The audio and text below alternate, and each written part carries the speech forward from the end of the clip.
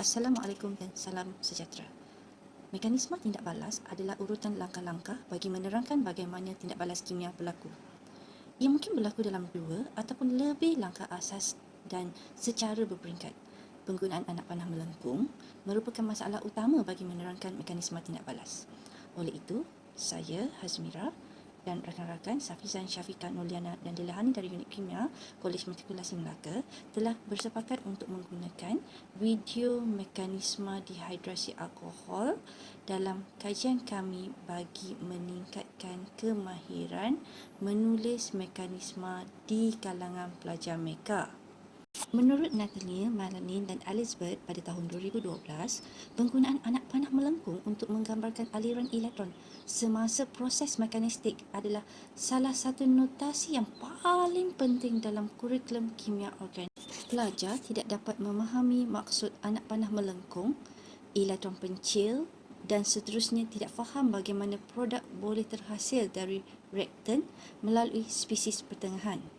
Berdasarkan temu bual bersama pelajar, mereka berpendapat tajuk ini sukar untuk difahami dan seterusnya mengambil langkah terakhir sahaja untuk menghafal langkah tindak balas dalam mekanisme tanpa memahaminya. Objektif kajian adalah untuk meningkatkan kemahiran pelajar dalam menulis mekanisme tindak balas dehidrasi alkohol dengan menggunakan video mekanisme. Pelajar adalah diharapkan agar dapat menulis reaktan dan produk pada setiap langkah dalam mekanisme tersebut.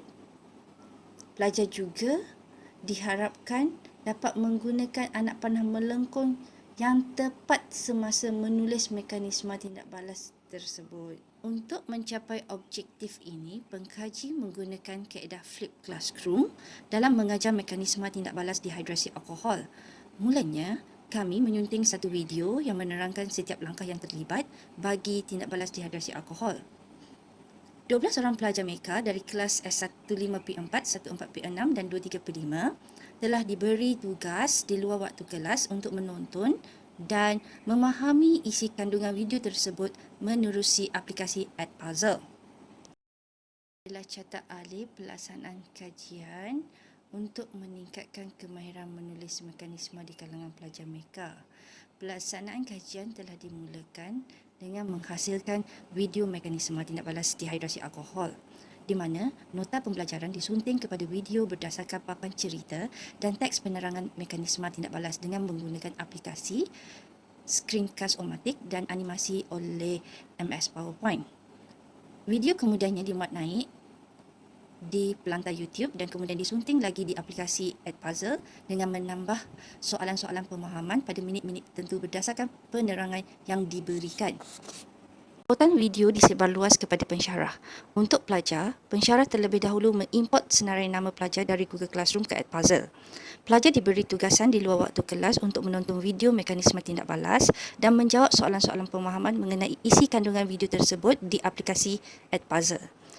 Ini adalah sebagai persediaan awal pelajar dengan menggunakan masa non-face-to-face mereka sebelum menghadiri kelas tutorial. Ini adalah sebahagian dari video mekanisme tindak balas dehidrasi alkohol di Edpuzzle. Penerangan lengkap diberi bagi memastikan pelajar dapat memahami konsep yang betul.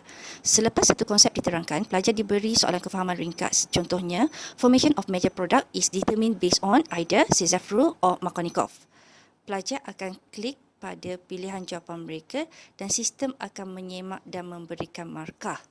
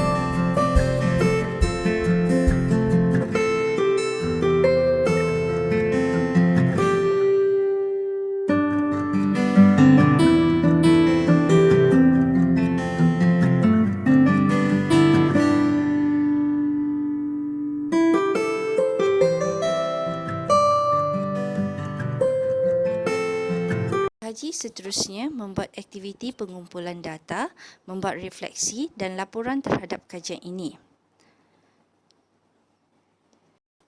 Graf menunjukkan terdapat 2 orang pelajar yang masih ada kekeliruan tentang penulisan mekanisme tindak balas ini.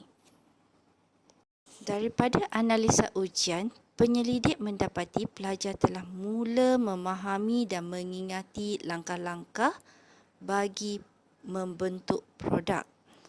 Penilaian ini berfokuskan anak panah melengkung, rektan, spesies pertengahan dan produk. Pelajar 9 dan 10 mencatatkan markah paling rendah telah menyedari kesalahan mereka tentang konsep rearrangement setelah diberi maklum balas. Kedua-dua objektif telah dicapai.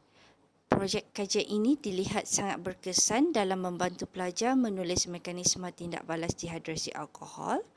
Kaedah Flip Classroom mampu melahirkan pelajar yang berdikari dalam mencari ilmu dan meningkatkan nilai inkuiri dalam diri pelajar. Sifat kolaboratif mampu melahirkan pelajar yang rajin bertukar buah fikiran, seterusnya memberi mereka ruang idea yang baharu dan dapat dicambah dengan lebih luas. Kaedah ini dilihat berpotensi untuk dikembangkan kepada mekanisme tindak balas yang lain bagi tajuk-tajuk kimia organik semester 2. Terima kasih.